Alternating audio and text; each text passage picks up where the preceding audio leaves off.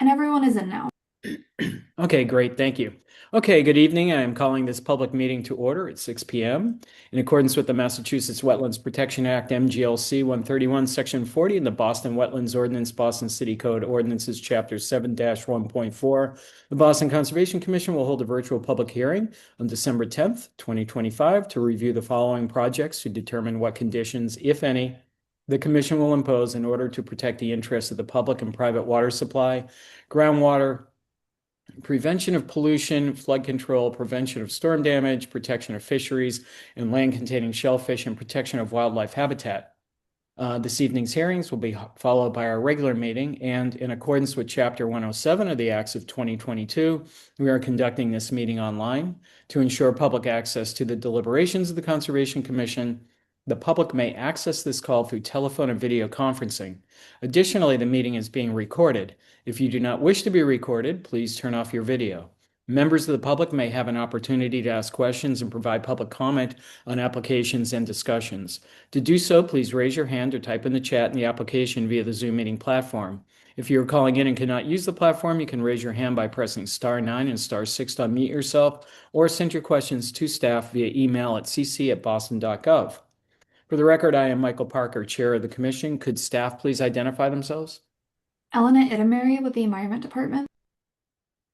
Didi Hernandez with the Environment Department. Max Harledge with the Environment Department. Great, thank you. Call the roll of the commissioners for this 24th and final hearing of 2025. Commissioner Wilson? Mike Wilson. Commissioner Conan? Conan Tiruvengadam. Commissioner Herbst? Ann Herbst. Okay, thank you.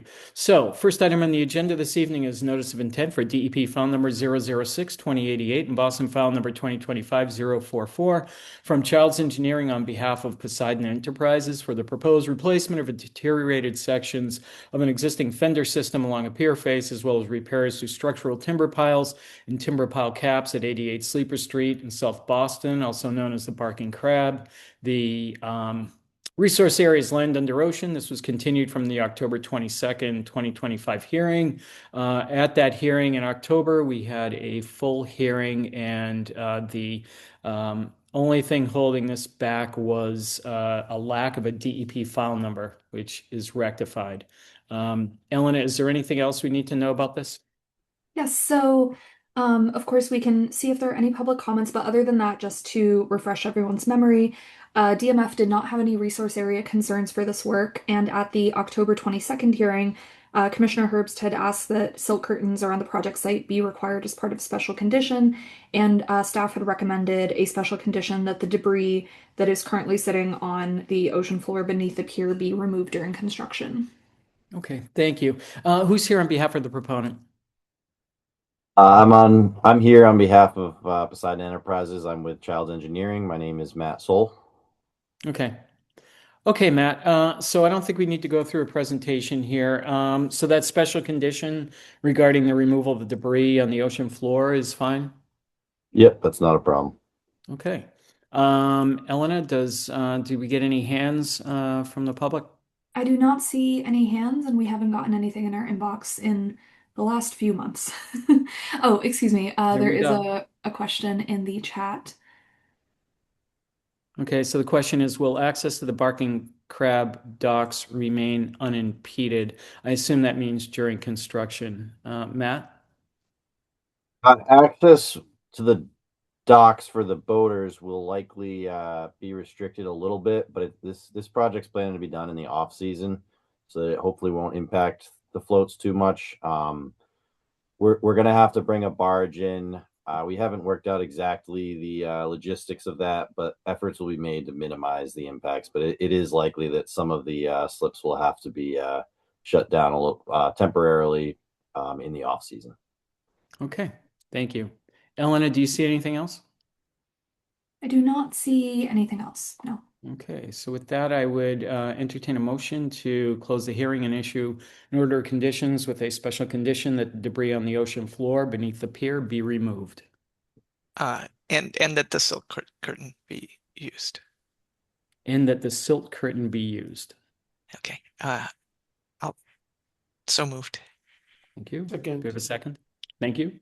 Okay, Commissioner Wilson.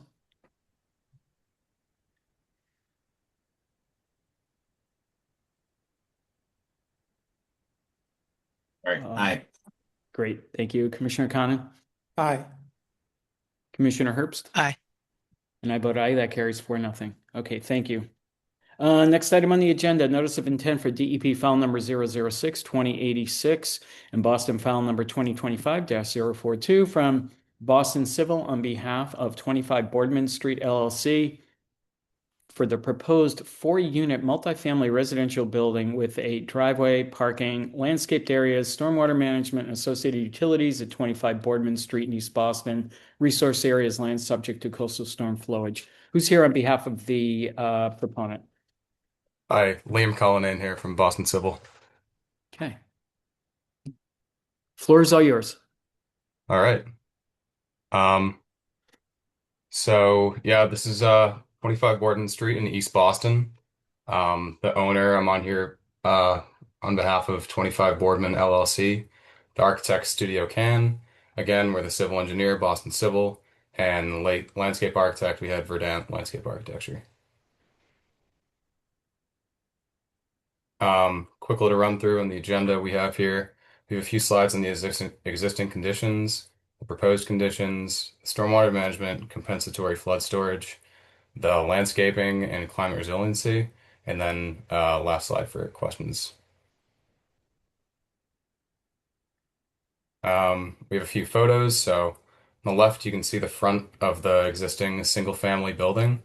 Center, you can see the sidewalk in front of it, tree in the front of the tree hole. And then on the right side, you can see what's actually the left landscaped area.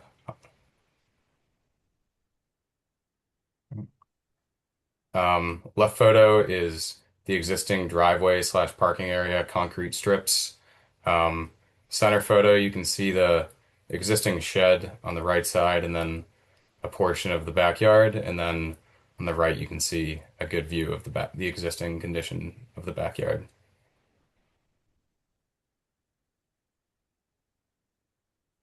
So like I said, it's a single family residence with a walkway, concrete strips for parking, deck, and shed. It's located in the AE flood zone with a 1% annual chance of flooding. It's considered a land subject to coastal storm flowage, which is what brought us to Concom in the first place. The base flood elevation is 10 and NAVD 88, or 1646 Boston City base. The existing condition elevation ranges from 9.2 to 4.22 Boston City base, 14.22 Boston City base. There's no stormwater management features present at the moment. And there's an existing domestic water and sewer connection, potentially a drain connection to the sewer main, as well as a 25-inch linden tree and an 8-inch Japanese maple in the backyard. Next. All right, so what's being proposed is the 4-unit multifamily residential building with an asphalt driveway that leads to a section of permeable pavers in the back. There are 4 proposed parking spaces, 2 at the back of the property and 2 below the building overhang. Proposed deck in the back and associated landscaped areas. All new utility connections and the proposed finished floor elevations 21.5.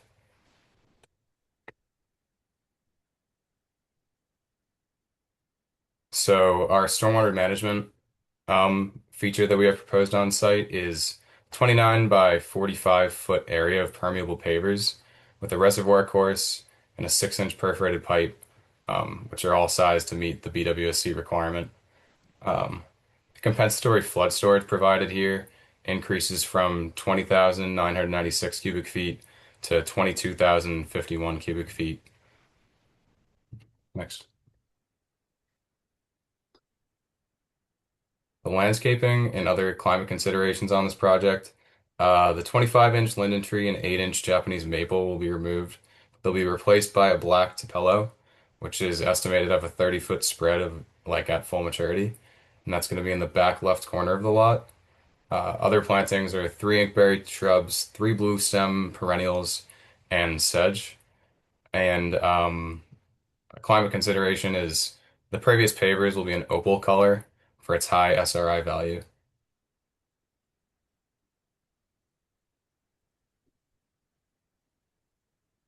All right. That's all I got for slides. So I'd open the floor to questions.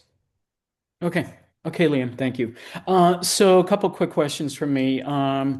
Pavers, the maintenance of the pavers, how are they going to be maintained so that they keep their performance values? Yeah, that will be written into the HOA docs, but we have a standard maintenance uh, document that we prepare with that. So Okay. So would you be able to send that to us so we can have it in the file? yeah, sure. I believe the operations maintenance was submitted with the NOI. I could be wrong, but if Okay. not, I'll If send it it's to you there, guys. that's fine. I just didn't see it. And then it sounds like they're condos. So we'd like to see the order of conditions incorporated into the master deed, some sort of language, so Okay. that future owners know that this is a wetlands project, and they'll keep. I guess you're going to be doing. What'd you say? Opal is the color of the pavers? Yeah, it's like a light gray, I Yeah. believe. Okay. Okay. Yeah, and I think that Ellen, I think you had some questions on the landscaping, so I'll let you handle that. Oh, yes. So the comments that we had were we also wanted to confirm that we had the maintenance plan for the pavers. We'd also recommend a lighter colored roof or anything that could be done to mitigate heat impacts. If a green roof is possible, that's ideal. If not, then at least light colors. And I think that the sort of outstanding question, Liam, I know we talked about this a little bit on the site, but recognizing that this is going from an area that it's a single family home with like a decent amount of lawn around it right now. So I think just noting that, of course, if there's anywhere where there could be more trees or potentially more green space, I recognize that it's limited on this site. And I just was wondering if you could speak to the sort of reasoning for the reason, like how the project sort of came to be in this particular layout. Yeah, I mean, at the end of the day, I think they were just maximizing space. And there's, four proposed units, so generally a little tighter, and want to provide four parking spaces as well with proper turnaround in the back. So essentially, we thought like made the most sense. You have a larger proposed tree in the back, as well as all of the other proposed plantings in the front and on the left side.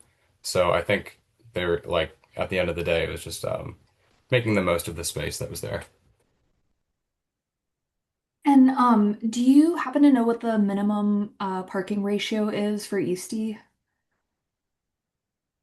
Um, Off the top of my head, I don't.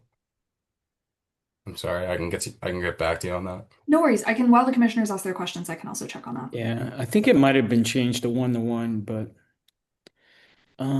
it reminded me a question I had. Infrastructure systems, your building systems are elevated, right? I'm looking at this here. It looks like the bottom there is empty for cars. So you don't Yeah, have any HVAC systems, anything like that, or not below 21.5? I don't believe so. I can double check with the MEP, Okay. but the bottom floor, the garage, yeah, like I said, is half parking, and then I believe almost entirely storage. But I'll double check. Okay. Okay, just want to remind members of the public to provide public comment. Please raise your hand or type in the chat in the application via the Zoom meeting platform. If you're calling in and cannot use the platform, you can raise your hand by pressing *9 and *6 to unmute yourself, or send your questions to staff via email at cc@boston.gov. Commissioner Wilson? Yeah, no further questions. Good question, Tripper, on the HVAC equipment. Sometimes we see that down there and it's on a pad or something like that. But yes, as long as it's sufficiently elevated and it's not the type of thing you'd want to put in your 3D rendering if it is sort of attached to the building or, heat pumps or something like that. So, um, yeah, if we could follow up on that, that'd be a good double check. Thank you. Great, thank you. Yeah. Commissioner Conan? Thanks, Chair Parker. Nothing big. I just want a clarification. In the utility connections, did I hear a potential connection on something? For storm, yeah. It was unclear, based on the video. If you can, on the outside of the building, the roof drains go into the basement, and then it's unclear where they go from there. We were not able to figure that out.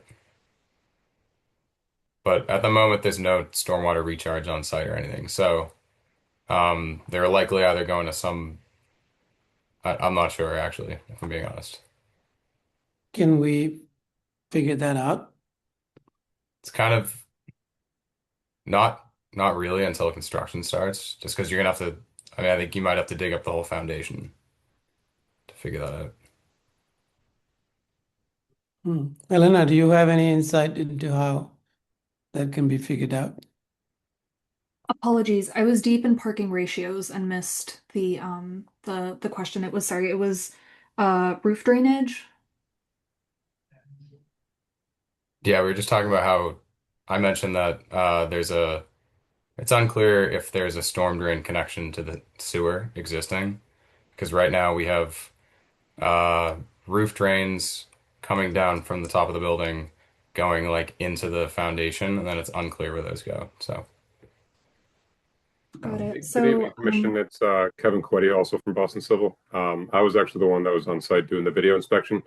So we noticed that the pipe came down the house and then connected pretty closely to the sewer pipe. We did a video inspection and didn't get a clear run. So it wasn't clear. It looked like it could have been a separate line. We captured, two cutting caps in our plans to Boston Water and Sewer, but potentially they did combine. So that's kind of why we noted that. I hope that's helpful. Yep. and I'll also note that one of the conditions that's included in the draft is that the applicant does have to submit to us notice of approval from Boston Water and Sewer Commission. So at the latest, that's when that would be resolved. Okay, great. Thank you. That's all, Chair Parker. Okay, thank you. Commissioner Herbst? No questions. Thanks. Okay. Okay, Elena, I don't see any hands raised, do you? I don't either, and it does look like based on my understanding of the parking ratios in East Boston currently that this is the appropriate amount. Okay. Okay. So as far as the questions went, we had, I guess you were going to get back to us on something that Commissioner Wilson asked, correct? What was that again? let's see. Was it the management of the pavers or the storm connection? I think it's the Yeah. location of HVAC or other utilities. Yeah, where right. they are. Thank you. Oh yeah. Thank you. Yes, that's right. I'll get back to you on that. Yep. Yeah. Okay. So I You'd think be we, curious about all of it, but that's the one question. But I believe it's I just mean- the sprinkler water room in the basement though. Okay. okay. So I mean, I think we could move this along and put in a condition that there'll be no critical building systems below 21.5. Does that make sense? Yeah, usually like there's a plan, like a utility plan that's submitted for the basement like that. So absent that, then whatever administrative approval or stamp drawings, that type of thing is usually how we can Yeah. move it along. Okay, Liam. So you'll be submitting that to Elena. So with that, I would entertain a motion to close the hearing and issue order of conditions with two special conditions, one being BWSC approval, the other being the submittal to staff of the building systems plan showing that there's no critical infrastructure sited below 21.5 feet. So moved. Do we have a second? Second. Thank you. Commissioner Wilson? Aye. Commissioner Conan? Aye. Commissioner Herbst? Aye. And I vote aye. That carries 4-0. Thank you. Okay, next item on the agenda is notice of intent for DEP file number 006-2087 and Boston file number 2025-043 from Lucas Environmental on behalf of Melissa Rosales for the proposed construction of a multifamily residential building with 3 units, parking, stormwater improvements, and landscaping at 8 Knight Street in Hyde Park. Resource areas, 100-foot buffer to BVW and 100-foot buffer to Inland Bank. Who's here on behalf of the proponent? Apologies, Chair Parker. This was the Oh. project which. And Yes. in bold, right underneath, the proponent has requested a continuance. Okay. I'd entertain a motion to continue this hearing at the request of the proponent. So moved. You have a second. Second. Thank you. Commissioner Wilson, Aye. Commissioner Conan, Aye. Commissioner Herbst, Aye. and I vote aye. That carries 4-0. Okay. Next item on the agenda, notice of intent for DEP file number 006-2090 and Boston file number 2025-046 from GEI Consultants on behalf of the Boston Planning and Development Agency for the proposed extension. Okay. I have now officially lost my place. Extension of the Moran Annex, Harbor Walk, seawall repairs, installation of stormwater, water quality units, and installation of asphalt ramp along the Little Mystic Channel on Terminal Street in Charlestown. Resource areas, designated port area, land under ocean, coastal bank, lanes subject to coastal storm flowage, 25-foot waterfront area, 100-foot buffer to coastal bank. Who's here on behalf of the proponent? Hi, Joe Berthman here with GEI Consultants, and with me is Audra Bierlach of HDR, and then also with us is Mystic River Watershed and Boston Planning and Development, and they're going to take it away. Great, thank you. Thanks, Joe. Yep, so this is the Mystic River Watershed Association Moran Annex Harbor Walk Extension along the Little Mystic Channel. Next slide. So it's located in Charlestown on the Little Mystic Channel, circled there in red. If you want to go to the next slide. So these are some existing photos. The left photo is the existing harbor walk. There's an existing harbor walk that spans the whole length of around the channel, and our project would be continuing that harbor walk and completing the 1-mile loop that is incomplete today. So right there on the left is where the harbor walk ends today. We'll be picking up from there and continuing it along the middle picture. You see there is the seawall, and the path would be, harbor walk would be continuing along the top of that. And then the top right photo is what's behind the trees and the shrubs you see in the middle photo. And that's the Autoport parking lot. So the path would be behind that guardrail where the shrubs are, and the high mast lights. The high mast lights would go away. The shrubs would go away, and we'd be constructing an 11-foot harbor walk with some amenities for passive and active amenities and some native vegetation. We'll get into that in a minute. Next slide.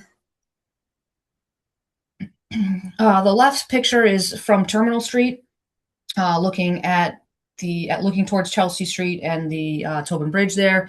In the foreground is the Autoport parking lot, and then the shrubs you see behind that and behind the guardrail, that is where the harbor walk would be. It's a small strip between the Autoport parking lot and the channel. The middle photo is the Chelsea Street terminus of the proposed harbor walk. And it would come up to this intersection where it would tie into a City of Boston. The Transportation Department is doing a project to upgrade that intersection and create a pedestrian crossing. So we would be connecting to the side of the intersection there. The top right photo is the intersection of Terminal Street and Chelsea Street, looking east towards Tobin Bridge. And on the right, you see a light pole, and just behind that, there's a grass area, and that's where the path will come up and tie into the guardrail will break, and there'll be an entrance to cross the road there with a signal and a crosswalk done by the city. Next slide. So, as you mentioned, the resource areas are the coastal bank, land subject to coastal storm flowage for the entire site, land under the ocean, and designated port areas, also the entire site. So in this photo, another existing condition photo, you can see the Autoport parking lot on the right, full in this photo, but then there's the high mast lights and the guardrail. So that area between the guardrail and that chain link fence you see on the left by the water, that's where the harbor walk will go. And it'll match the look and feel of the existing harbor walk. If you'll go to the next slide. So in these plans, you can see the Little Mystic Channel highlighted there in blue. And above that, you see a gray kind of strip there. On the left, that gray strip ends. That's where the existing harbor walk ends in the photo that you saw of the harbor walk ending. So we will continue it from there. We maintain a overhang over the water just like it does today. So it would continue on and look like one walk. We've got bump outs there. You can see shade structures, benches, native vegetation scattered throughout. If you can see the 2Ds with circles around them, those are water quality units proposed beneath the Autoport parking lot. The existing drainage in the Autoport parking lot, there's 4 catch basins, and they drain directly out into the Little Mystic Channel through the wall, the existing dry laid stone wall. They're not connected to any street system or anything. So we'd be adding water quality units to treat the parking lot and the new path. Next slide. So as you continue easterly along the proposed harbor walk, we've got 2 more water quality units in the parking lot. And we've got some more landscaping, more active amenities, exercise equipment, and some more benches and another shade structure. On the right, you can see the path veers away from the channel and up towards the intersection of Terminal Street and Chelsea Street. Next slide. So as I mentioned, passive and active amenities, lighting along the harbor walk, overhang, shade structures and benches, 4 water quality units, native landscaping, and a non-climbable fence between the Autoport parking lot and the harbor walk. These 2 typical sections show what the path would look like. The top one is what it would look like on top of the seawall that's there. You can see it's got a 2-foot overhang, which mimics the existing condition. So it would look like it would just continues on. And then you've got a fence behind the curbed edge of the harbor walk. And in that is landscaping, plantings.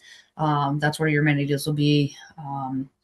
And then the bottom typical is as the path veers away from the edge of the seawall and goes more kind of overland. It's more of a earth path, so it would be pavement with grass side slopes on either side as it winds up to the intersection of Chelsea Street and Terminal Street. There'll be a handrail along the seaside. And I think that's it in there. If you want to go to the next slide, is there? Yeah. So the next 2 slides are just the planting plan that we've included in the plan set, outlining what type of vegetation we're proposing out there. We're looking for stuff that is native to the area and also that doesn't promote a climbability from concern from the Autoport to have it. Their concern is that people will start climbing over the fence or climbing into their Autoport and for safety reasons and things. So we're working with them to find vegetation that doesn't promote that, but is native to the area and can help improve that area.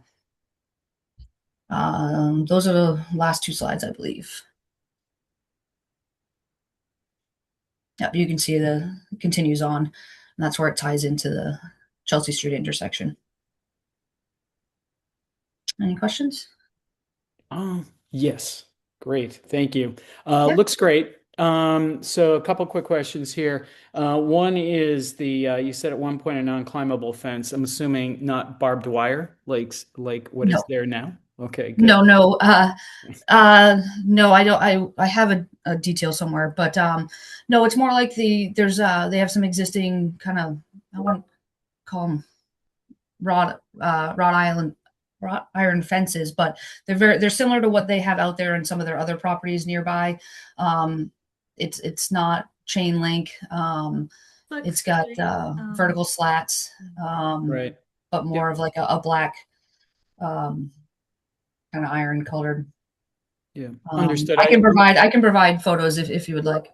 Yeah. No, it's okay. I'm familiar with the area. I live very close to there, so I know what you're talking about with that fence. Okay. Yeah, similar to what they have out there. Yeah. Will this tie into the Harbor Walk behind Building 119? Or is it too Building far down on 1. Chelsea and Terminal? Because the Harbor Walk I'm not ends. familiar. The Harbor Walk ends at the boat launch area there. Yes. Is that what you're referencing? Yeah, on the other side of Chelsea Street, the Harbor Walk picks back up behind Building 114. I was wondering if this was a direct link, so you'd walk across the crosswalk, And then you'd walk down the then you'd be sidewalk. on the continuation of the Harbor Walk. Yeah. Yes. Yes. Oh, good. Okay. Yep. Okay. As far as during construction, what sort of means and methods are in place to make sure that we don't have any debris, demolition debris, or work debris falling into the channel? Yep. We've put in the documents, if they need like a silt boom or something while they're doing the work, they'll have that in the water to contain things as needed. They shouldn't have to get in the water to do too much. The only thing that there is some repair of the seawall in order to put the Harbor Walk on top. So some of the stones that are in there are loose or missing, and so we'd kind of replace those, stabilize it, secure that a little bit. But yeah, there'd be erosion protection within the channel as needed to prevent that from. Okay, great. Thank you, Audrey. So just want to remind members of the public to provide public comment. Please raise your hand or type in the chat in the application via the Zoom meeting platform. If you're calling in and cannot use the platform, you can raise your hand by pressing *9 and *6 to unmute yourself, or send your questions to staff via email at cc@boston.gov. Eleanor, what do you have on this? Yes, so the note that we had is that DMF's comments, which are in the drive folder for the Commission's review, they say that they concur with the proponent's intent to provide anglers with public access to saltwater fishing opportunities, but they do recommend shore fishing in this location be a protected activity, and signage stating that fishing is a permitted activity, and that those signs be placed along the Harbor Walk. So if we could have a special condition speaking to that, and potentially including collaboration between Commission staff and DMF to make sure that the signs are accurate to what DMF wants to see here before they're installed. Okay. And I think there are examples of that type of signage across the Harbor Walk into the Navy Yard by Spalding. So we'd want to make sure that they're consistent throughout. Unless, of course, DMF has decided to update their design in some capacity. Yeah. Understood. Yeah, we can definitely coordinate. Great, thank you. Okay. Is that it for you? That's it for me. Okay. Commissioner Wilson? Yeah, no questions here. Thanks. Appreciate the planting plan as well. Excited for it. Great. Thank you. Commissioner Conan? Did I hear that this is DPA? Yes. Yes. Yeah, Autoport. That area is DPA. I see. Does that mean you can't have benches or anything? No. Joe, do you have any insight into that? I don't think Russell's on. No, Russell's not on. I don't specifically have insight into that, but that didn't come into play in the design. I don't think we had a concern about that. I know we talked about it, and it wasn't a concern. I could look more into that if you would like, but I know that was considered, and there was, I can't remember, there was a reason why we felt we could still include those, but I could find the documentation for it. Yeah, that'll be good to know, because I thought. Oh, can you hear me okay? Yes. Go ahead. Hi, this is Carl Alexander, Senior Manager for Greenways at the Mystic River Watershed Association. It's good to see you, Kanan. Yeah, I mean, like our understanding is that like benches and seating would be consistent with public access in this area and not interfere or interact with existing industrial maritime activities that's in the other portion of the parcel. So we've been moving forward with like a landscaping and amenities plan that would just allow for, accessible public access features. Yeah, I thought that the designation of DPA did place some clear restrictions on those. So I was just curious. But no other questions, Chair Parker. Okay, thank you. Commissioner Herbst? No questions from me. Thank you. Okay. Elena, did we get anything from members of the public? We did not, and I'm not seeing any hands raised or anything in the chat either. Okay, so with that, I would entertain a motion to close the hearing and issue an order of conditions with the special condition that the appropriate signage for the permitted fishing area be presented to staff for approval and then placed at the site.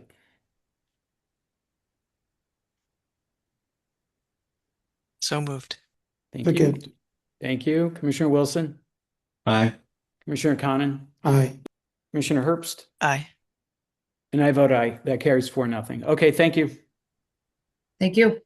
Okay, next item on the agenda, request for a determination of applicability from Faro Engineering on behalf of 151-155 Rivermore Street LLC for the proposed driveway reconfiguration, sidewalk replacement, and installation of underground utilities at 151 Rivermore Street in West Roxbury.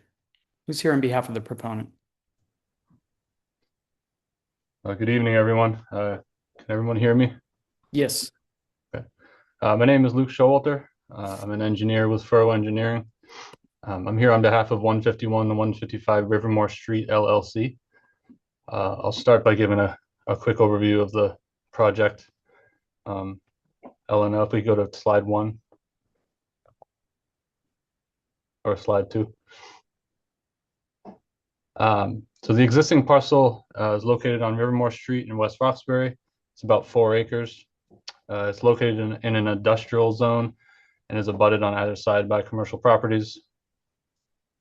The site is currently a vacant paved lot. About over 90% of the property is paved currently, but it is vacant. It is just being used for miscellaneous parking uses. A BVW associated with the Charles River exists on the other side of the Rivermore Street. It was colored on the slides that I sent, but it doesn't look like it's colored here. But it should have been shown in green. But this is, I don't know if you can see my cursor, but this is the edge of the BVW area here. It's on the other side of Rivermore Street. And then the 100-foot buffer zone to the BVW would have been shown in yellow here. It spills onto a small portion of the site in the eastern corner of the site. If you go to slide 2. The first photo is looking into the site from Rivermore Street, about where the buffer zone is. As you can see, the site is almost all paved. The second photo on the right is taken on the site looking at Rivermore Street and the BVW across the street. So this is Rivermore Street run along here. You can go to the next slide, please. The site is proposed to be redeveloped with a 60,000 square foot warehouse facility. The redevelopment will reduce the impervious area on site by nearly half an acre, as well as add existing our proposed landscaping and green space. The redevelopment will also improve the stormwater management system and reduce the stormwater runoff peak flow rates overall. Next slide, please. So here's a blow up of the corner of the site where the buffer zone extends onto the parcel. The left is the existing conditions plan and the right is the proposed. So same locations, just the left is existing, the right is proposed. On the upper right side, you can see the limit of BVW, and then the 100-foot buffer zone spills onto the property, just about probably 30 feet onto the property. No work is proposed within the BVW. All the proposed work is within the buffer zone on the opposite side of the street from the wetland. The main work being proposed within the buffer zone is the changing of the alignment of the entrance driveway. I don't know if you can see on the existing conditions plan, the entrance driveway comes in right across from the BVW. The proposed driveway is essentially in the same location, but the angle that it comes in will be changed to better accommodate the site. Next slide, please. So this is a picture taken from Rivermore Street of the existing entrance to the site. There will be some brush removal required, a small amount along the edge of the driveway, and it is anticipated that one tree will need to be removed. We're also proposing to plant 7 new trees as a part of the project, including 1 tree within the buffer zone. Utilities for the building will be connected in Rivermore Street under the pavement within the buffer zone area. The existing sidewalk you can see in this picture on the left and the right side of the driveway. It's an asphalt sidewalk. It's currently asphalt and it will be replaced by a concrete sidewalk. The sidewalk is proposed to be widened from 4 feet to 5 feet, which was a requirement of the Disabilities Commission when we went through the BPDA permitting process. And that's in order to meet the required to meet the ADA requirements. That's all I have for presenting. I'm happy to take any questions the Commission may have. Okay, thank you. So this is a little bit of a complicated one. So Elena, I'm going to go to you to sort out some of your staff comments here, if you don't mind. Absolutely, yes. I apologize in advance for a squeaky ball that might be in the background. So for this project, we conducted our site visit, and based on what we saw there and our conversations with Luke, we would recommend including a condition requiring the removal of debris within the buffer zone, because there's quite a bit of like office materials, things like that are just kind of there at the moment. We would also encourage the commission to consider requiring a conservation seed mix by the detention basin to better filter runoff, which is entering the culvert. And then for sort of a logistical process note, so the team didn't provide a full BVW delineation report because the boundary was defined by an abrupt break in the slope up the road. So there isn't a full delineation, if you will, in that capacity. So the commission basically has two of the options that are open to them are that, or to you rather, is that if you believe that you have enough information to make a determination, that's fine. If you would like to require more information, that is also fine. And another option is that if the commission perhaps like feels good about allowing the work to proceed under a negative determination, they could vote to not approve the delineation, which would be a positive 2B on the form, but still approve the work in the buffer zone with a -3. So it could also be a positive determination for, or excuse me, a positive determination for the delineation and a negative determination for the work.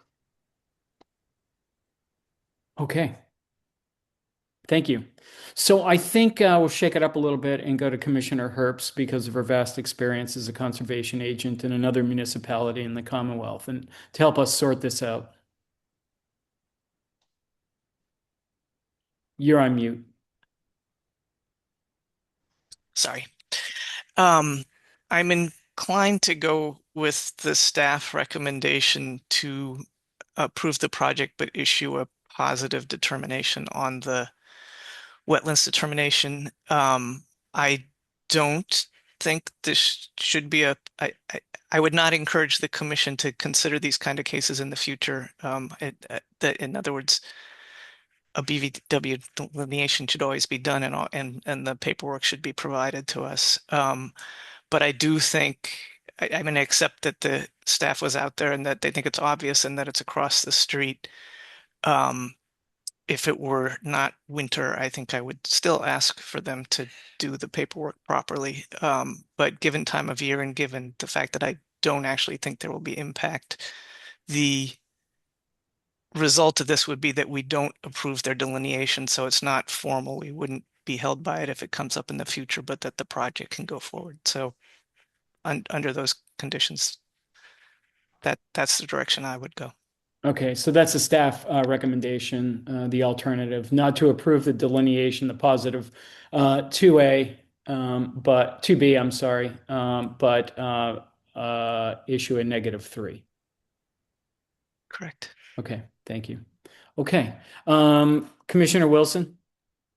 Thank you for making that easier for me. I appreciate that, Commissioner Herbst. She's No good like questions. that. I know, right? Yeah. Ace up your sleeve. Okay, Commissioner Conan? Yeah, definitely easier. Thanks to Elena and Commissioner Herbst. Does this mean ideally this would have been an NOI? Not necessarily. I don't know if that question was for me. That is, No, please go ahead. Given the location, I don't think so necessarily. I just think that in any other case, when you're delineating the BVW, you should do it fully. They were out there. They hung flags. They just didn't do the full analysis and provide it to us. Okay. So the recommendation makes sense to me. And are we confident that that does not set any precedent that we don't want to set? Well, I think we're doing exactly the opposite. We're making sure we don't set a precedent. By not accepting the delineation. Yeah. But letting the work go ahead. Okay, great. Thank you. Okay.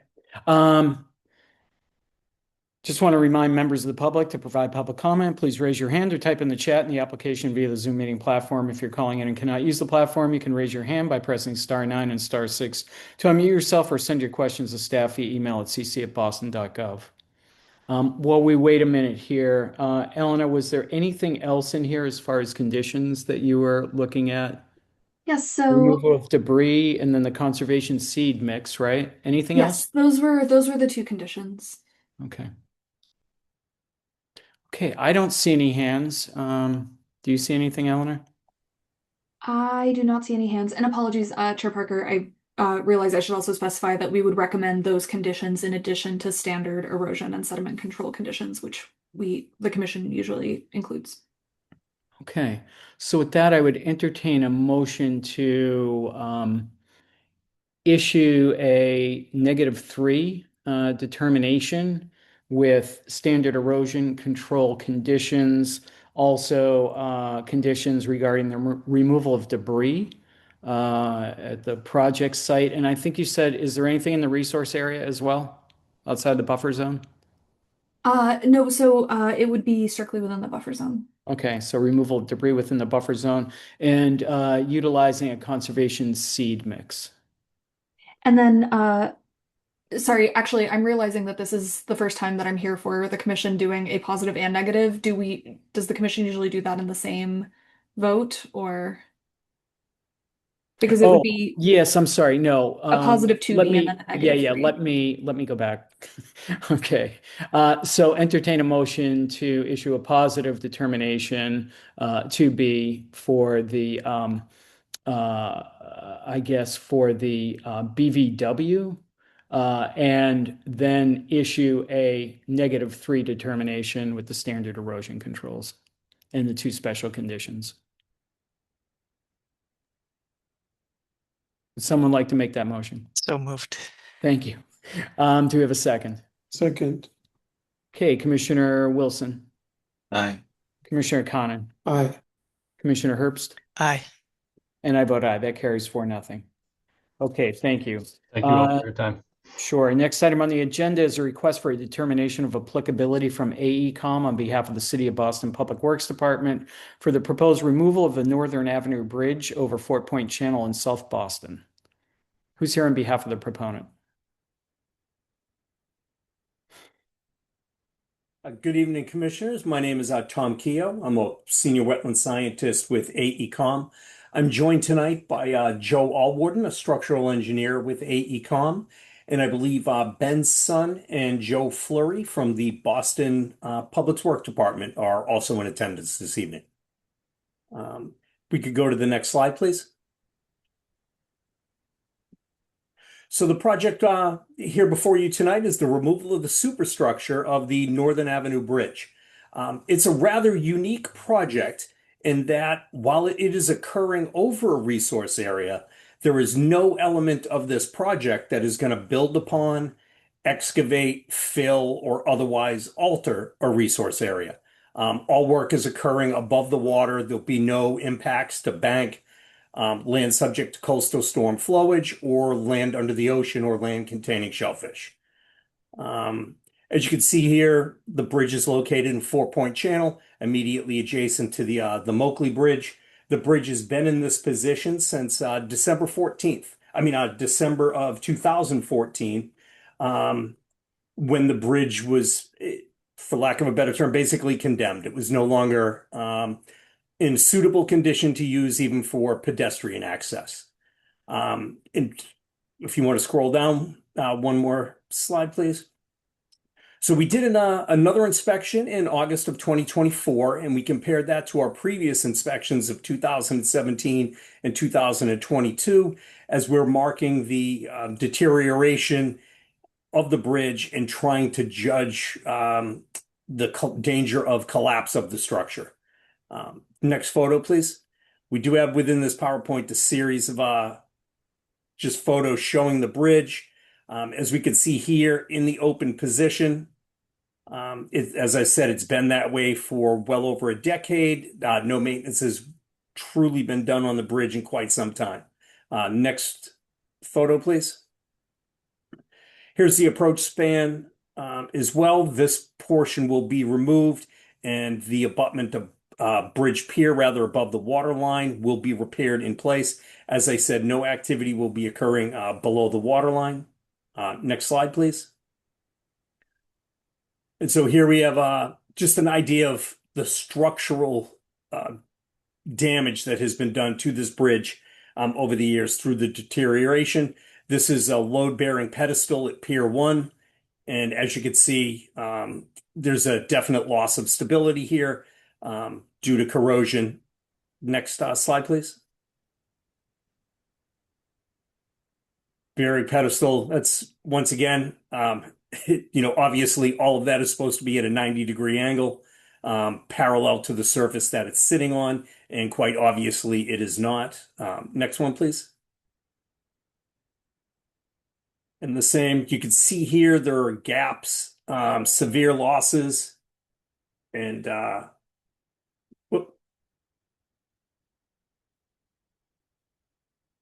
apologize for that, and holes within the iron beams of this structure. Next slide, please. And here's a better view. You can see that some of these, the floor beams have been rotted clear through, a lot of deterioration along the edge. Next slide, please. It's the same. There's, this bottom flange completely detached from the beam. Lots of corrosion and open holes can be seen throughout the steel superstructure. Next slide, please. We can go. A lot of these pictures, I'm just trying to stress the fact that this bridge is in really rough shape, but we don't have to spend a lot of time on these photos. I'm sure the commission has seen the bridge and truly understands what's going on, but we do want to drive home the fact that if you just look at each one of these for a couple of seconds, the bridge is in rough shape and in definite danger of collapse.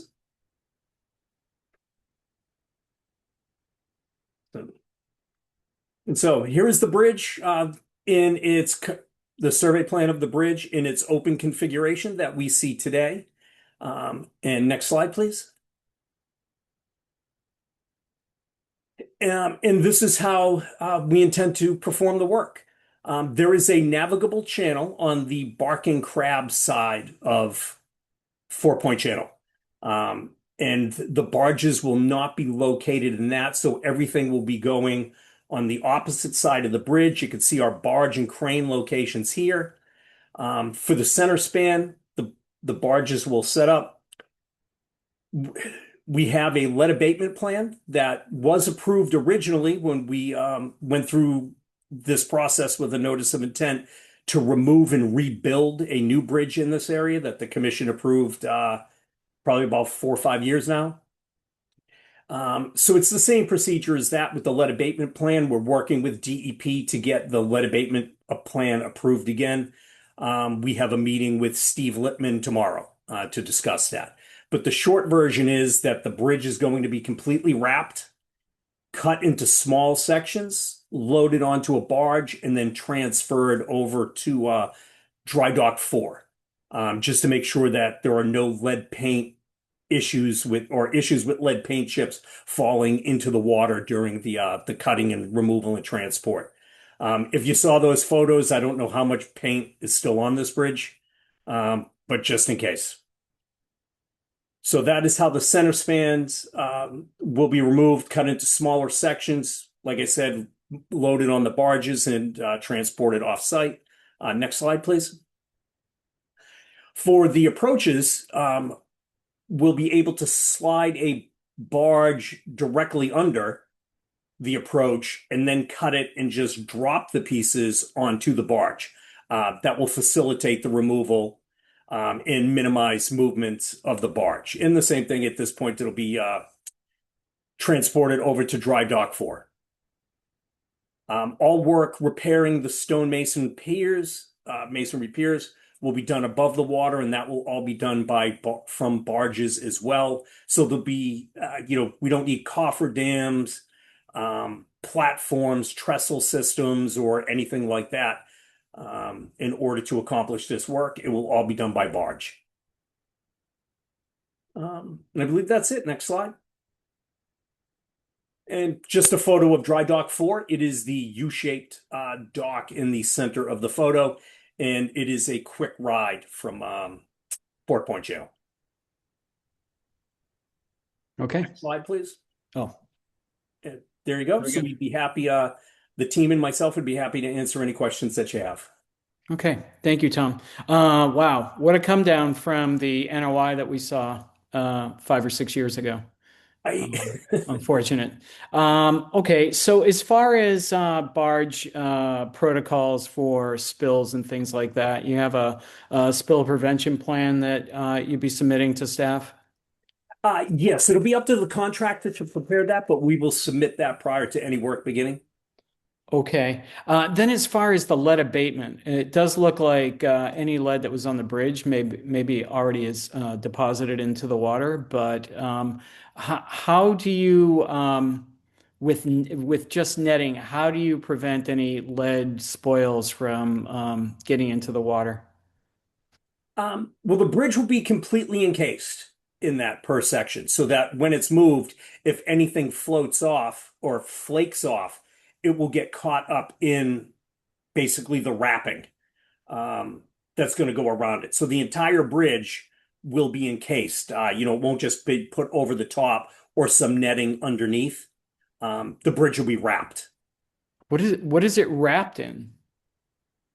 I'm going to hand this one off to Fabric Joe or- Allwarden. He's a structural engineer here. He has a little more experience with this topic than I. But basically, it's a mesh fabric with millimeter size holes. But I'll turn that over to Joe. Yep. Thank you, Joe Allwarden with AECOM.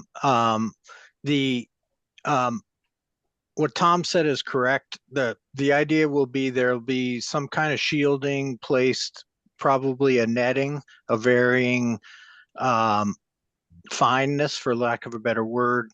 But in certain times when they're doing certain operations, there'll be actually like tarp material installed in the netting to catch smaller debris. And also, that's part of the lead abatement plan. that we're discussing with Steve Lippman is the details of that. The especially during certain areas where they're cutting, for instance, members free to lift by the barge, they have to do localized de-leading, and that material has to be captured in basically a tarp-like material to keep it from falling into the river. So, and you know, the details of that will be developed by the contractor and submitted as part of their submittal process, meeting our specifications of how the work is progressed to avoid getting any debris to fall into the water body. Okay. Who's Steve Lippman? Is he a DEP? Yes. He's okay. He's in charge lead of guy. all things like lead, asbestos, all along those lines. And he retired and just unretired last week. So we're very happy to have him back. We can get this moving again. I provided Elena with a draft of our plan, and we really don't expect a lot of changes to that because it's the plan that Steve already approved a couple years ago. But we are going to meet with him tomorrow and really finalize some things. And of course, the commission will get a copy of that finalized plan prior to the commencement of any work. Okay, final question for me. What happens during, let's say, a high wind, high storm event? How do you secure? You're in the middle of demolishing the bridge. How do you keep things secure? Once again, the contractor will have to develop his own plan. But in the short order, there's for storms like that, they really don't come out of nowhere. You do have fair warning. So you have the opportunity to move those barges out to a marina, to a safer place. For mild storms, the barges are spudded down and you just you remove all equipment and everything like that from the deck so that nothing could possibly wash over. And prior to even wrapping the bridge, if you go by there now, there are flower boxes. On the courthouse side, there's a construction trailer. There's all sorts of things. All of that material will be removed prior to the cutting and movement of the barge itself. So, if a storm happens to come in, we've seen it come right up to, fairly close to the lowest structural member of the bridge, but we haven't had a storm that cascades over the bridge yet. And in an instance like that, the barges, if we're anticipating a storm of that height, the barges just would be moved to a safe location.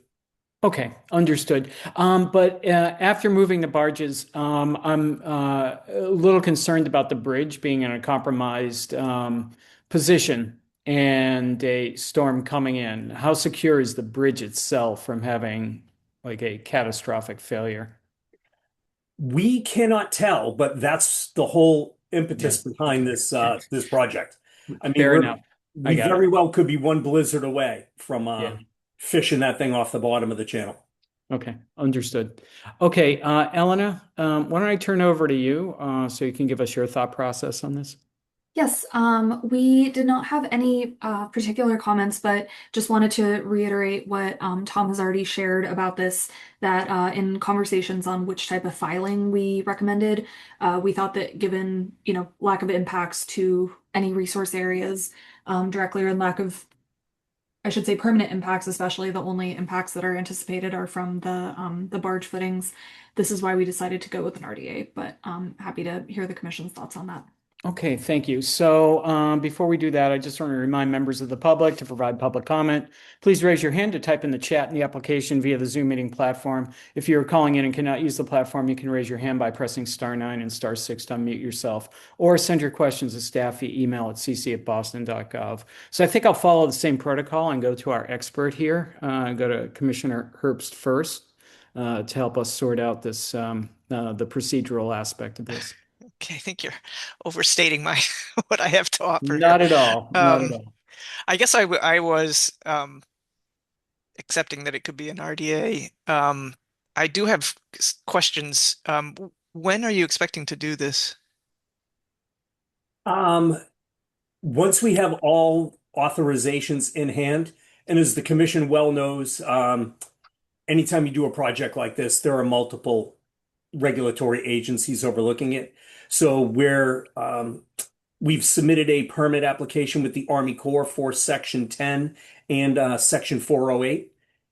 We are anticipating those authorizations fairly soon, within the next couple of months. And we will see, we're negotiating through Section 7 with National Marine Fisheries. And we'll have to see how those negotiations play out in regard to time of year restrictions, as we have no in-water work and nothing that should be noise producing within the water column.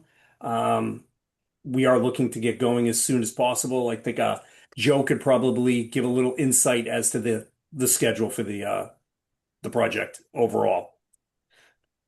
Sure. I think you summarized it well, Tom. We're kind of at, the getting all the approvals to move forward is really what's driving the schedule. We had hoped, I think the city of Boston had hoped to get the work initiated early next year. But the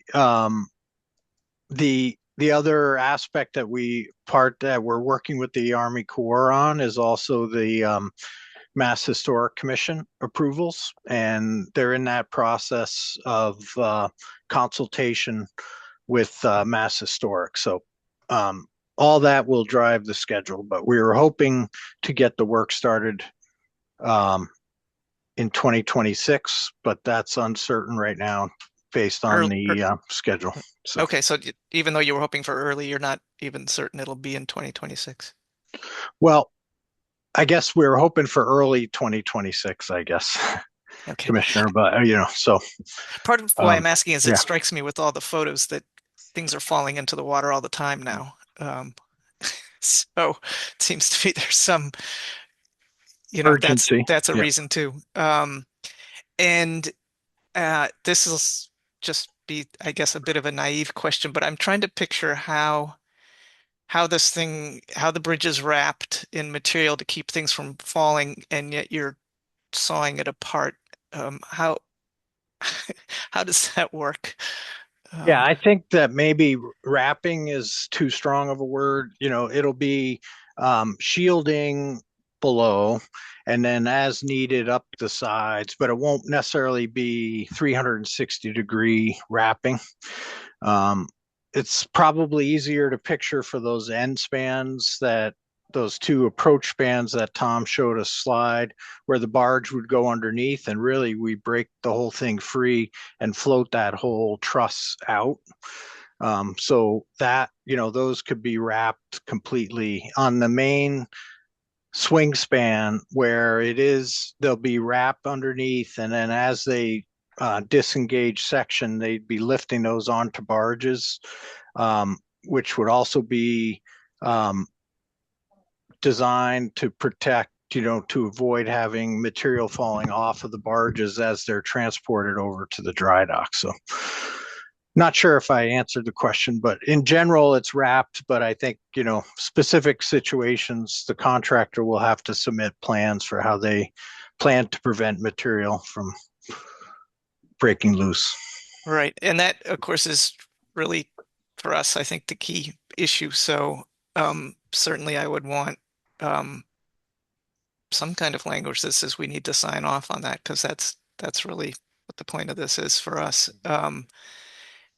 And I'm also wondering, this may not be practical, but because it appears that things are falling in the water all the time now, can you do all of the wrapping as you start, when the project is starting up, as opposed to maybe what I imagine you might do, which is piece by piece when you're working on it?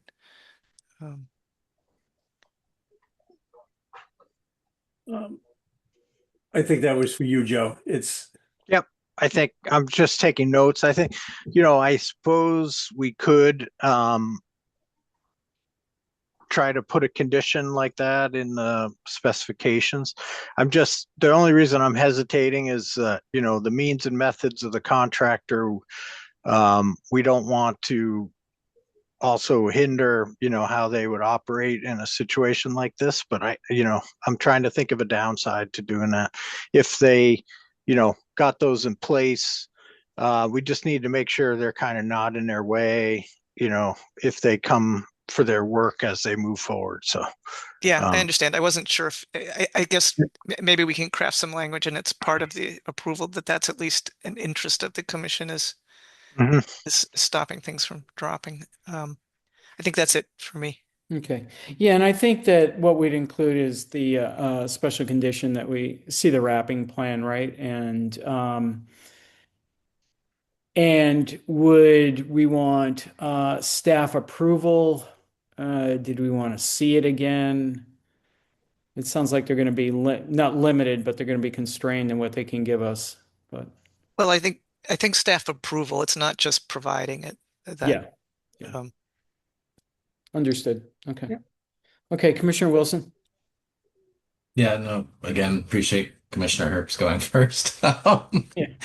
Yeah, I guess given some of the prior bridge projects we've had from the city engineering department, I'm a little bit skeptical sometimes of the conditions that things are assumed to be in, even though they're in really bad shape. And then the sort of engineered plans that come before us are sort of best case scenarios, and we wind up seeing things again that are very different than what we maybe initially anticipated they were going to be due to delayed timelines. And it sounds like this could be a further delayed timeline given other permitting processes and stuff like that. So I mean, like the lead abatement plan sounds like we're really closing the barn door after most of the past 9 years since it's been shut, that there could have been something that was abating lead out there, which is disappointing to see. On the other hand, I don't want to see this become an emergency cert where we're trying to pick something up quickly. So I guess one question I had, given the plans and some of the other, again, bridges that we've seen, whether there were utilities that were underneath in the sort of subsea section that aren't necessarily visible, but just wanted to check on that. There are utilities through the channel, but with the bridge, there are no active utilities. It's a swing bridge. It's in the open position. It's not as if there's a water line, sewer line, or electric line that's crossing that area. So the only thing there is, just it's minor, is the navigation lighting, which for the channel. So there is some electrical conduit, going to that, but there's a submarine cable as well that used to feed the mechanism, and that would be, obviously that's in the river bottom. We're not touching that or affecting that. So Okay. Yeah, no, I'm just asking because Washington Street Bridge was mobile as well, and turned out there was a oil-filled high voltage cable there that got in the way. Yeah, I guess the other sort of question is, just from my tracking this as a layperson, the demo was announced in March, and I was wondering if this is sort of, the plans were in place and it's taken this long to come to us, or that was the Boston Globe getting ahead of things and the plans have been in development since. I'm just trying to get a sense of the timeline of, what we're looking at here tonight versus when the work might actually be done. A little bit of both. The Boston Globe getting ahead of things, looking at, I believe, 25% design plans in the word getting out versus the 75% design plans that were submitted with this application. Okay, that stands to reason. And then as part of that, there maybe in those 25% design plans, seemed like there was some sort of plan to save materials, or I don't know if that was like, girders that would be of historic relevance, or that's more just we're going to recycle things. I was just curious in terms of like what type of shape does the bridge need to be in by the time it gets to Dry Dock 4, if it's just in pieces, or whether we're trying to preserve like structural, segments. At this point, it will be just in pieces. Okay. Sorry. We are negotiating with Mass Historic through the Army Corps. So whatever, comes out of that memorandum of agreement in regards to preservation will be followed through. But the intent is just to cut the bridge up and get it to dry dock for as safely as possible and as quickly as possible. Okay, yep, sounds good. In terms of like the contractor, I feel like for some of the other bridge projects, I don't know how that worked, but they were I don't know, somehow been pre-selected or were presenting a more concrete plan on how the approach would be done. I don't know if that's just because of the bid process or whether because that was like a sole source that, say like Long Island Bridge, where it's a unique demo situation where it had to be further along. I guess it seems like I appreciate you guys setting up the requirements for them, and that's great. And whoever comes up with the best plan will select them. But I do agree with Commissioner Herbst that we should see those actual plans, and have some sort of role in approving them, as as our sister agencies probably will as well. I guess one thing that, and I don't know how to condition it, is that like whether the contractor basically has to have some sort of, if everything goes sideways, backup plan, and that they have access to things that can remove debris that has fallen into the water, or that they have divers that are able to ascertain that there is no impact to the land or the ocean, that sort of thing, whether that's something that's scoped or whether that's not something that would be normally put a part of requirements for this type of project. So typically for in-water work, we have had contractors prepare a material retrieval plan in case of an event like that. Okay. We don't anticipate it. It's part of the shielding and protective cover that's going out. But as you mentioned, if something catastrophic happens, the contractor will have a material plan to account for that. Yeah, I'm just thinking that like, yeah, again, not an engineer and avoided many of those courses, but like right now the bridge is in compression, right? And if you're picking it up and carrying it over, it's going to be in tension, and those members don't look happy as they are. If there's like, that's part of it, is that there's some sort of protective structure, or it's cut up into so many different segments that you're literally just pulling individual pieces of It'll be metal cut out. up into smaller sections and put on the barge. The sections will be small and manageable, and they'll be supported by a crane while the cutting is going on. So that, like you had said, there's a lot of unhappy pieces to that bridge. Yeah.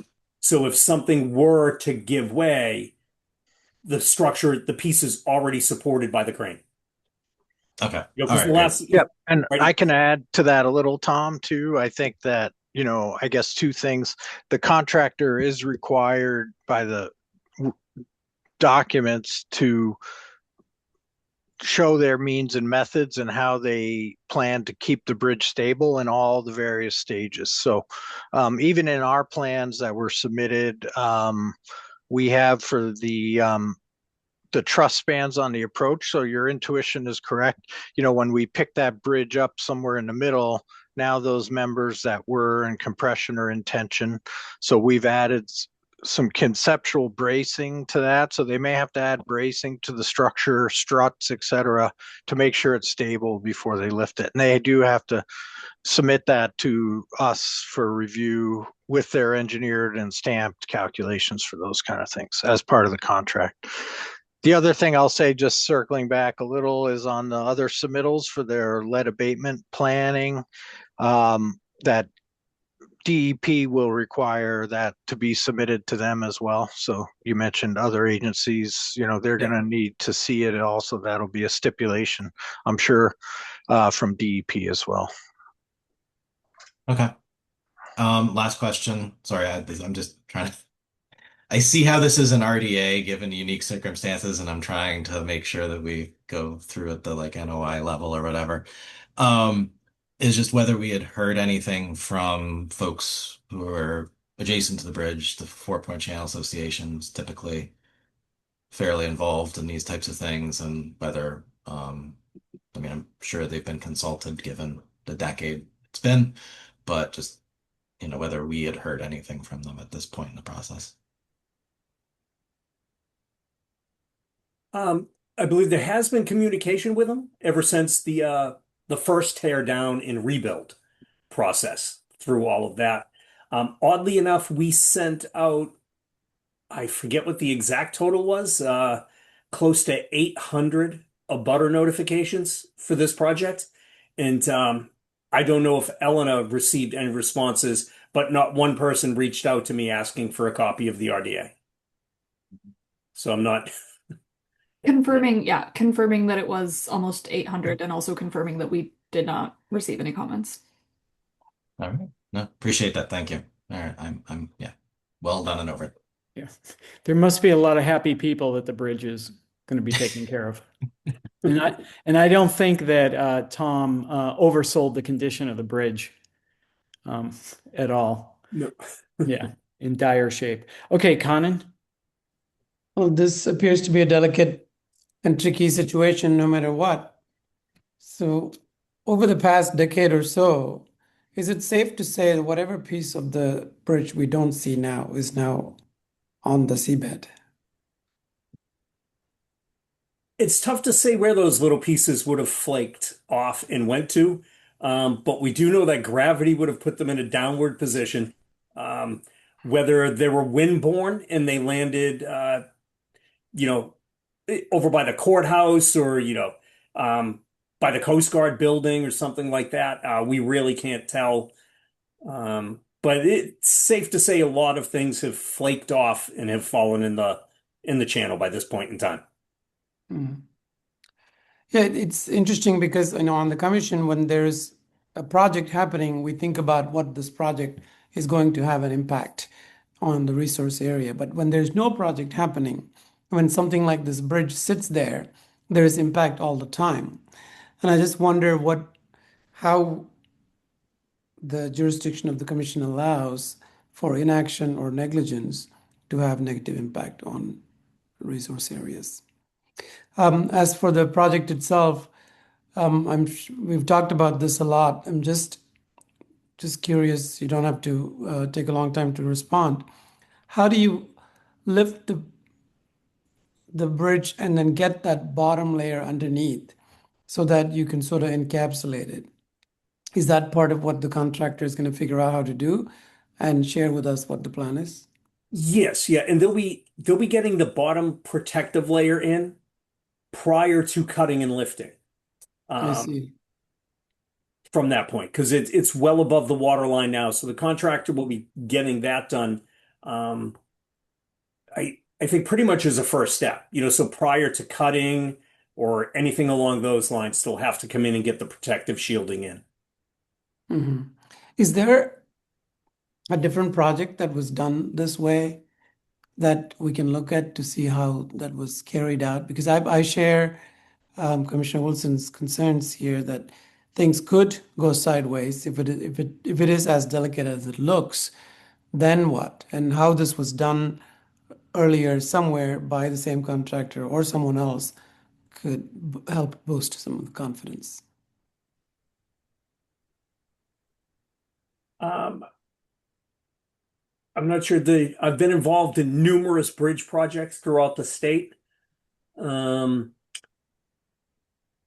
operations were a little bit different for the teardown. We constructed trestle systems parallel to the bridge and then installed the shielding then at that point.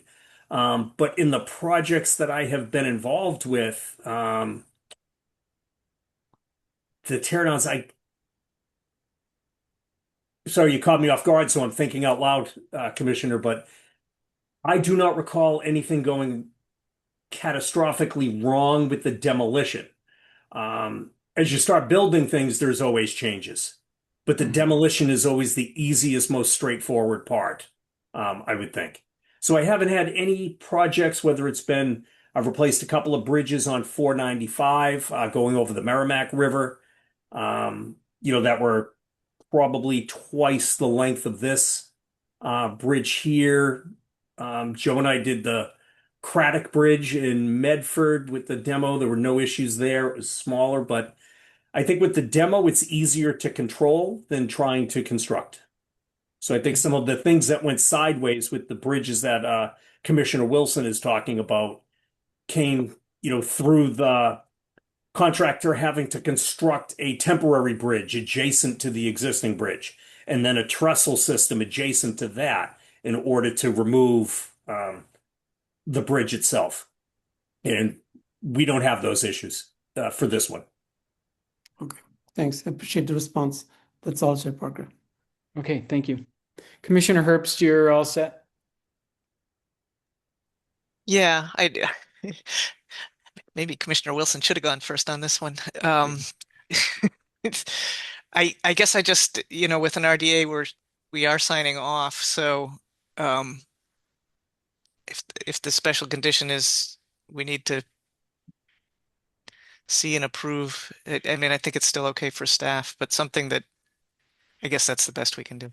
Yeah, what I have down is review and approval, the wrapping plan, lead abatement plan when it's final, debris recovery or material recovery, and then means and methods regarding keeping the structure stable.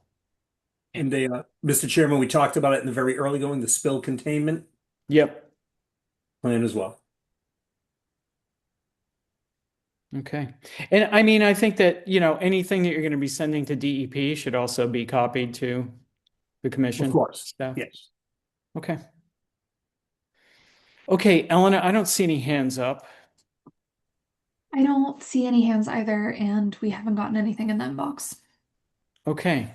So with that, I'd entertain a motion to issue a negative determination of applicability with the following special conditions that commission staff see for review and approval, the wrapping protocols that'll be utilized, the final lead abatement plan that's submitted to DEP, debris recovery plan, means and methods to keep the structure stable, and the spill containment plan. So moved. Do we have a second? Second. Thank you. Commissioner Wilson? Aye. Commissioner Conan? Aye. Commissioner Herbst? Aye. And I vote aye. So that carries 4-0. Okay, thank you. Thank you very much. Thank you. Okay. Next item on the agenda, request for a determination of applicability from AECom on behalf of the Department of Conservation and Recreation for the proposed hand digging of 15 exploratory soil test pits at Herder Park and Alston, 1175 Soldiers Field Road. Same team, or do we have a different AECom team? Hi, yes. My name is Heidi Fisher from AECom representing Massachusetts DCR.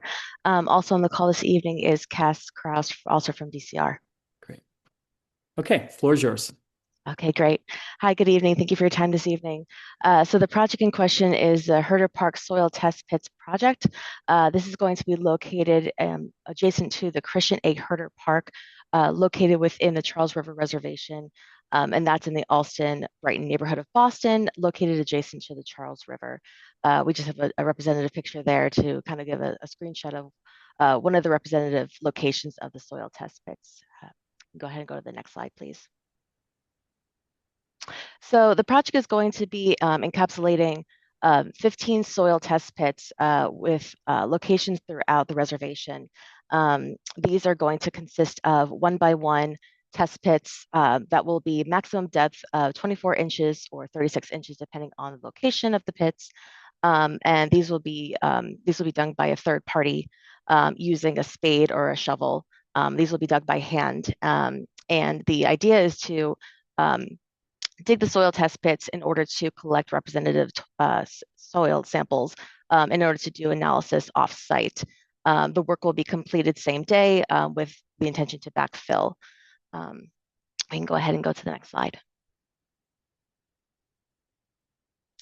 So this was just inclusive in our plans for the project. So this is to give an idea of where these the soil test pits will be located. So as you can see, we have 4 locations here that are adjacent to the Charles River. These are located southwest of the amphitheater within the Herder Park amphitheater area. These are going to be located adjacent as well to the bike paths, so the pedestrian access to the Charles River. Next slide. So just kind of working from south to north along the Charles River. As you can see, we have additional locations here, with some of the locations also being located outside of any resource areas, including the 5 alternative locations, which will all be outside of resource areas. Go ahead and go to the next slide. And just further giving those locations. So this is located north of the Herder Park Amphitheater, working towards the Elliott Bridge. Next slide. Those are just those 2 last locations, which are going to be located north of the Elliott Bridge.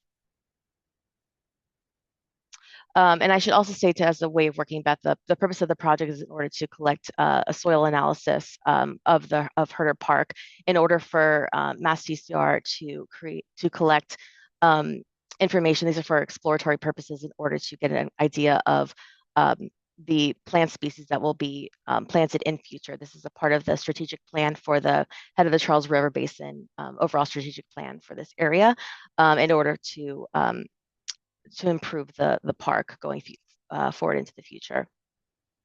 And the intention is also to complete this work. I mentioned that it will be completed same day, with the intention to backfill with the all soil that will be collected, that will be excavated, will be placed on tarps nearby, and all digging will be done in the dry.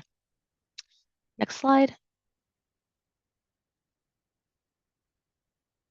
And this is just a sort of a breakdown of all the resource areas that pertain to these locations. As you can see, 1/3 of all of the locations will actually be located outside of the resource areas, with all the alternative locations will be outside of resource areas as well. Pretty straightforward. Happy to answer any questions. This is my last slide. Thank you. Okay, great. Thank you, Heidi. So as far as putting the spoils on a tarp, you'll have erosion controls around the tarp in case there's any runoff, or is the tarp meant to contain runoff? Yeah, so the tarp is meant to be containing, as I mentioned before, 24 to 36 inches is the maximum depth. That's the maximum depth necessary in order to collect the representative samples that are necessary. It's not necessarily the depth that will be necessary to collect those samples. So it may be that they may not need to dig all the way down. There might not be a great volume of excavated material. And also, as I mentioned before, all work will be done during dry conditions, so that it's less likely for there to be any kind of runoff or any kind of erosion or things to create sort of a messy work area, if you will. Yeah, my recollection of that area, it's a pretty wet area. I do remember when the playground was built, we had issues with excavators driving past the path over into the riverfront area and leaving big ruts there, just because it's generally wet. So, but Eleanor, we would handle this with standard erosion control conditions, correct? Correct. Okay, that's it for me. Eleanor, anything on this? No, we didn't have anything to add on this. Okay, thank you. Commissioner Wilson? Yeah, I was just curious in terms of like the soil testing, is it just sort of whether it's urban fill, like how hydric it is, like what, or is it related to prior uses on the site? Sorry, could you actually repeat your question? I'm not sure I understood it. Sorry, I was just, in terms of the soil testing that you're doing, I understand it's for future planting purposes. What sort of are you expecting to see variation in? Is it in terms of like the type of fill that might have been there, prior uses, like pH and how conductive it is, that sort of thing? Heidi, I can jump in if needed. Yeah, go ahead. This is Cass Crost with DCR, Landscape Architect. So thanks for all for seeing us today. Yeah, this is just exploratory. Really, it really is just for planting purposes, for future planting considerations. Really, just thinking about standard soil tests in terms of, and that's about the amount that we're trying to get. So basically, like a paper bag size full of soil that we'll ship off to UMass to test for soil texture analysis, nutrient analysis, just to see what we might need to do to create the soils around here are typically not good. And so we're trying to understand what that might be representatively. That's why we have them across kind of a cross section along this river is to understand just generally what type of amendments we would need to do to create a healthy planting medium for plants, because we're trying to think of how we can enhance, improve the riverbank vegetation that we have there. Oftentimes just a monoculture of false indigo, things like that. We're trying to think of how we can plan to kind of think about those things. Also, as part of that, the reason we have some that are going deeper is, as the commissioner earlier mentioned, it is wet out here. We know this. That's why that 24 to 36 inch depth is probably wishful thinking. And that's what we're also trying to understand is, what is the water table? We also understand that that water table is variable, not just from natural conditions, but due to the dam controls of the Charles River itself, and kind of maintaining that water level at certain desirable levels that need to happen, things like that. So really understanding what we're playing with. Due to that also, especially over there towards Elliott Bridge, those wet conditions, we just want to understand what the water table is, but also, is there something that's causing that? Maybe there's heavy clay, maybe there's something else that's causing this issue, just to really understand it. There's a huge history of drainage controls from the way back when. I mean, the drawings are beautiful, but just a webbing network back in the day when they're trying to convert it from just the wetlands that it used to be. So yes, really just trying to get an understanding so we can really think of how that could work.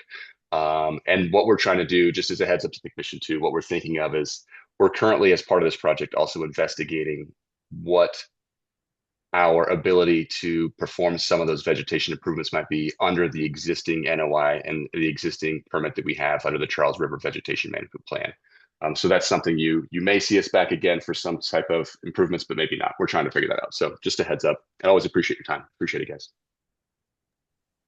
Yeah, no, that's great. Thanks for doing your research before, we put stuff in and it doesn't work out the way we thought it would. And that was, yeah, sort of getting at my larger, like, that there is an existing NOI.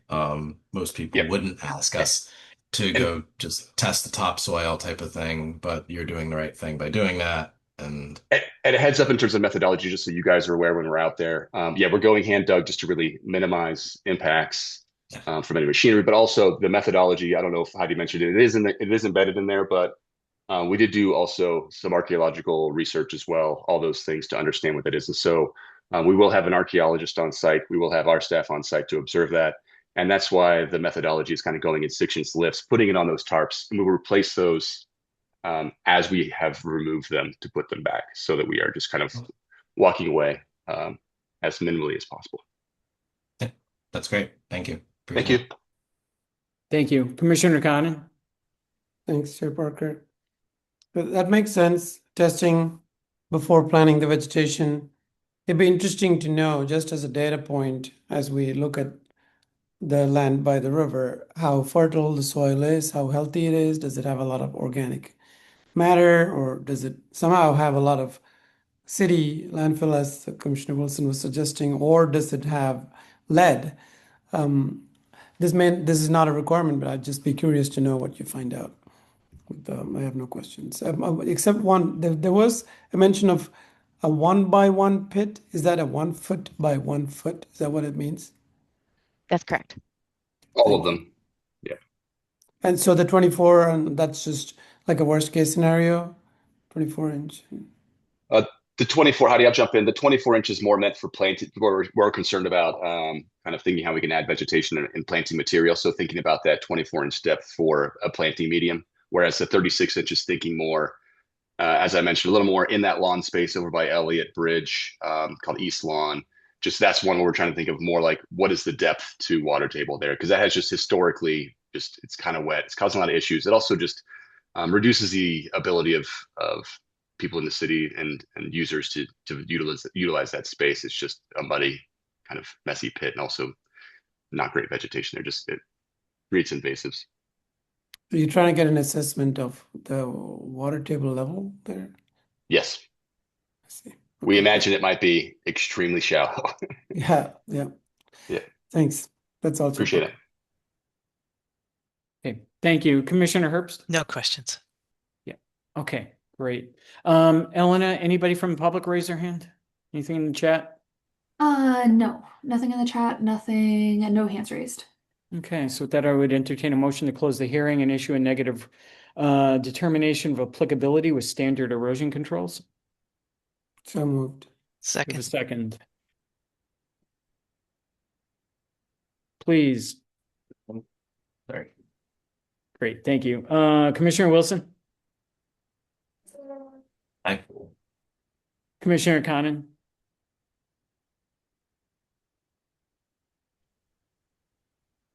Commissioner Conan, you're muted. Aye. Thank you. Commissioner Herbst? Aye. And I vote aye, so that carries 4-0. Okay, thank you. Thank you very much. Okay.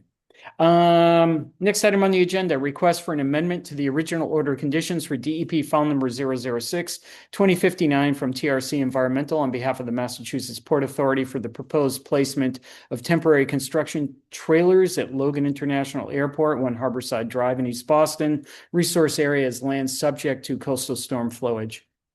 Who's here on behalf of the proponent? Yes, thank you, Chair Parker. Chris Bush, Senior Environmental Planner with Massport here this evening with Payson Whitney and Anna Chase of TRC. This request is to amend an existing order of conditions issued by the Commission last August for the Logan North Service Area Optimization Project. With that, I will hand it off to Payson and Anna. Great. Thank you, Chris. Thank you, Chair Parker. Yeah, we can go to the next slide here. Yeah, like Chris said, we were before the commission back in the summer with this project and got an order of conditions. And in the intervening time, the contractor has determined where they need to put construction trailers, and it's within the resource area. So Chris had some discussions with staff, and they recommended that we file for an amendment. So here we are. So the North Service area, just as a reminder, is up in the north area of the airport over by Level Street and the Blue Line. So that end of the airport, just to the north of Terminal E, which is the international terminal. You can go to the next slide. The next slide shows the North Service area, which is basically a lot of the airport airfield operations are based out of there. And so as you may recall, the project was to optimize and really set that area up for the future. So this is a plan showing the location of the trailers. It's at the intersection of Neptune Road and Level Street. It is within an existing area that is primarily used for laydown now. I think Chris is partially paved, if I remember correctly. I think it's kind of broken up pavement and some gravel in there. And it is proposed to be paved, is ultimately proposed to be a parking lot. And that's what the commission approved in the end. So a total of 11 trailers. They're prefabricated trailers. They're being built now at the factory. Would be brought in, and they would be sistered up next to each other, attached together. And these trailers would serve as the working area for the contractor, for the Massport resident engineers. I think Massport themselves will have an office there, and the architects, etc. They obviously it's going to be a habitable, for lack of a better word, structure, even though it is temporary. It will require utilities. So there will be a utility tie-in, sewer and water tie-ins into Neptune Road, into the existing services there. And then there will also be a pad mount transformer placed on a new pad adjacent to it as well. And that will be connected in to the electrical grid, and there's going to be a communications line that'll tie into an existing line just to the north there. So we can go to the next slide. The blue line's the resource area, so you can see we're right on the edge of that resource area. You can go to the next slide. Yeah, it's like I said, this is a temporary structure. It's above ground. The only underground work is the utility line work, and the trailers will be anchored to the ground with, for lack of a better word, hurricane anchors. There will be augers put in along with tie down straps, and the number of that was detailed in the amendment request. We just wanted to stress as well that while these are impacts that were coming to you, they are not any additional impacts beyond what was already authorized in the order of conditions in August. Go to the next slide. I'll give one more. One other thing we just wanted to bring to the commission's attention as we were going through this was identified that There was some double counting in the impacts that we had presented to the commission. It's actually bringing it down. There were numbers for installation and removal of pavement, and there was a summation of those two in there, and then that wound up being added. That summation was added into the total impacts. So we just submitted an updated table for the record, just so the commission had the correct numbers. I think that's our last slide, Lena. I remember correctly. Yep. Okay. So, Thank you, happy Payson. to answer any questions. Okay. Thank you. And thank you, Chris, for coming in to have this taken a look at by us. A lot of proponents would have just went ahead and put the trailers in. I don't have any questions on this, Elena. Nothing on this either. Okay. Commissioner Wilson? Sorry. Yeah, no further questions. Thanks. Okay. Commissioner Conan? No questions. Commissioner Herbst? Questions? Okay. So with that, I would entertain an order to, a motion to amend the existing order of conditions for DEP file number 006-2059 for an additional 3 years. So moved. Second. Okay, Commissioner Wilson? Apologies. Yeah, I think I misread that. No worries. Because Okay. this is an amendment. We'll I'm take sorry. the 3 years. So yeah, exactly. Take all the time you That's can in give your us. power, sure. We rarely get these. It's always a renewal, right? So I'm sorry. Let me rephrase that motion. So entertain a motion to amend the order of conditions for DEP file number 006-2059. Is there a validity period for the amendment? No, it just dovetails into the existing order. So moved. Oh, and sorry, Chair Parker, also to close the hearing. Yes, and to close the hearing. Thank Commissioner Sullivan isn't here tonight, so you. It's your job. that's my job. Second. Okay. Commissioner Wilson? Aye. Sorry, lost my mouse. Commissioner Conan? Aye. Commissioner Herbst? Aye. And I vote aye. That carries 4-0. Okay, thank you. All right, thank you. There have been 3 continuances. Continued notice of intent for DEP file number 006-1996 and Boston file number 2024-021.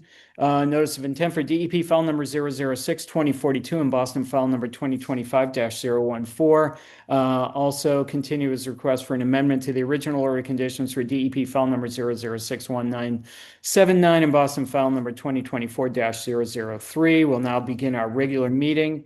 First item on the agenda for the regular meeting is a request for a certificate of compliance for DEP file number 006-1578 from CHA Consulting Inc. on behalf of the Sargent Road Trust for the reconstruction of Sargent Crossway located in Jamaica Plain, resource area 25-foot riverfront area. Elena, what's the status? Apologies. Thank you. We're trying out something new. We have COC slides, so let us know if this is helpful or not. We conducted a site visit on December 4th. Based on that, we had a few follow-up questions about whether the as-built plans actually and the conditions that we saw were actually in compliance with the permit that was issued. Based on our follow-up research and conversations with Commissioner Sullivan, we determined that this is ready to go. So we would recommend issuing a COC with perpetual maintenance conditions number 27, 32, 45, 46, and 51. Okay, thank you. Any questions from any of the commissioners? Okay, so I would entertain a motion to issue a certificate of compliance for DEP file number 006-1578 with the perpetual maintenance conditions number 27, 32, 45, 46, and 51. So moved. We have a second. Second. Commissioner Wilson? Aye. Commissioner Conan? Aye. Commissioner Herbst? Aye. And I vote aye. That carries 4-0. Okay. Thank you. Next up, so this is a project that had come back for a fully new NOI filing, so the Gillette nitrogen tank pad, because they were recommending changes that resulted in an increase in impacts to LSCSF. They are closing out both projects, which again are just the same project. So for the first COC, work for this permit just never commenced. And then for the second one, we can note what the perpetual maintenance conditions are. So again, for 006-2008, we just recommend issuing a COC and no perpetual maintenance conditions attached to that because the work was not done. Okay, so let me call it out for the record. Next item is a request for its certificate of compliance for DEP file number 006-2008 in Boston, file number 2024-030 from Green International Affiliates, Inc. on behalf of P&G, the Gillette Company, for the construction of a new concrete nitrogen tank pad and 22 bollards to support the installation of a new 9,000-gallon nitrogen tank located at 20 Gillette Park in South Boston, a resource area, land subject to coastal storm flowage. So staff feedback on that one is the work was never even commenced, right? Yep. So any questions from any staff on the non-existent work? Commissioners on the non-existent work? Okay. So with that, I'd entertain a motion to issue a certificate of compliance for DEP file number 006-2008 in Boston, file number 2024-030. So moved. Do you have a second? Second. Okay, thank you. Commissioner Wilson? Aye. Commissioner Conan? Aye. Commissioner Herbst? Aye. And I vote aye. That carries 4-0. Okay, next item is a request for a certificate of compliance for DEP file number 006-2029 and Boston file number 2025-008 from Green International Affiliates, Inc. on behalf of P&G, the Gillette Company, for the construction of new concrete pads, pipe supports, and installation of bollards to support the installation of a 9,000-gallon nitrogen tank, oil chiller, and associated electrical equipment at 20 Gillette Park in South Boston, resource areas land subject to coastal storm flowage. So on this one, Elena, work was done. You're satisfied, and we don't need any perpetual maintenance conditions? So on this one, work was done. We believe that it was done in compliance with the permit. And for this one, we would recommend issuing the COC with perpetual maintenance conditions 56, 63, 75, and 79. Okay, any questions from any commissioners? Okay, hearing none, I'd entertain a motion to issue a certificate of compliance for DEP file number 006-2029 in Boston, file number 2025-008 with for the perpetual maintenance conditions numbered 56, 63, 75, and 79. So moved. Second. Thank you. Commissioner Wilson? Aye.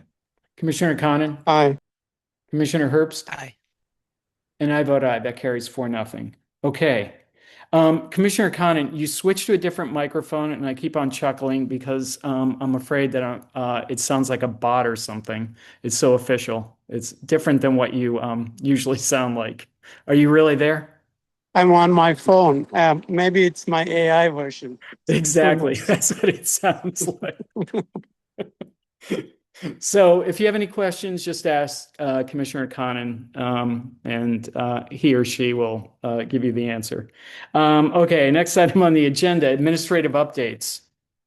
Yes, so originally we thought we might have 2, but unfortunately we have not gotten photos or videos of the Willette Street signs being repaired. So as soon as we have those, we would be recommending lifting the enforcement order, but for now, no action needed there.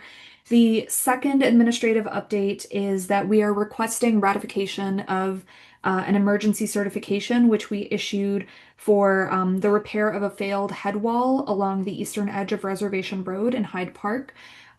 This is work that is being done by DCR, and the MBTA had ordered the work to be performed because it was causing hazards to many buses and basically any other vehicle that was using that road. We conducted a site visit for this, and the photos from the site visit, as well as the request for an emergency certification and the emergency certification itself, are in the drive folder for the Commission's review, but I'm happy to answer any questions. Okay, any questions? Okay, great. Next item on the agenda is acceptance. Chair go Parker, ahead. sorry, I was just asking for the Commission to ratify that, so I think that might require a vote as well. Oh, okay. Okay. And we had no questions from the commissioners. I move that we ratify the enforcement order. Second. Thank you. Or the Um, emergency certification. Sorry. Sorry, the emergency certification. Not you. much help. Yeah. Okay. Commissioner Wilson? Aye. Commissioner Conan? Aye. Commissioner Herbst? Aye. And I vote aye. That carries 4-0. Okay, thank you. Is that it for you, Elena? That is. Okay, thank you. Next item on the agenda is acceptance of meeting minutes from November 19th of 2025. I looked them over, and Max, I didn't have to make any edits whatsoever.